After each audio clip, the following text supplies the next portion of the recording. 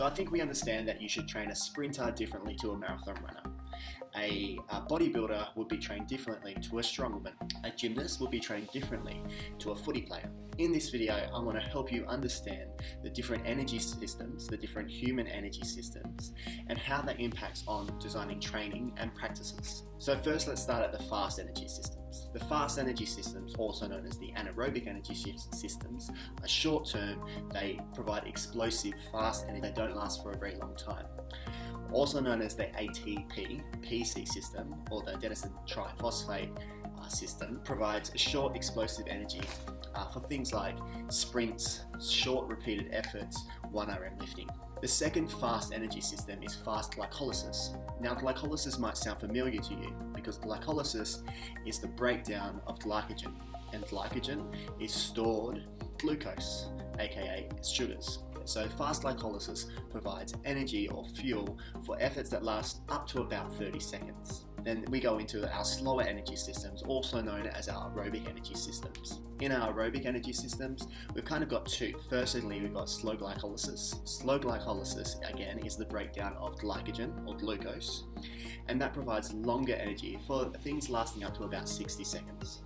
For that, we could think of something like a 400-meter run, some intermittent sprints, a run, tackle, or a mark, or into a mark.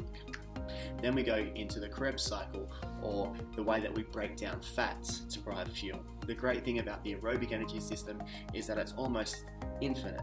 It can almost last forever. We can almost always be providing fats into our energy system to provide us fuel. However, the bad thing or the con about the aerobic energy system is it doesn't allow us to do explosive, speedy, high force muscle contractions.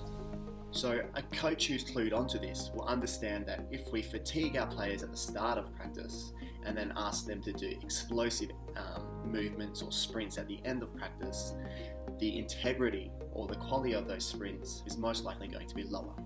That's because we've fatigued the fast energy systems throughout practice, and now you're asking them to use them. So a smart coach will understand that anything that is technical based, skill based, explosive, or speed should be placed at the start of a practice session. Anything that is a bit grindy, practice matches or scratch matches, should be placed closer to the end of practice, because that's going to primarily rely on the slower energy systems. If we consider the athlete from a holistic point of view, we can see how nutrition might affect performance. So we know that glycolysis is the breakdown of glycogen, which is glucose or sugar. A diet that is low in carbohydrates or has no carbohydrates might affect performance in those short sprint times. That is to say that they probably aren't able to push into their high-end sprint gear.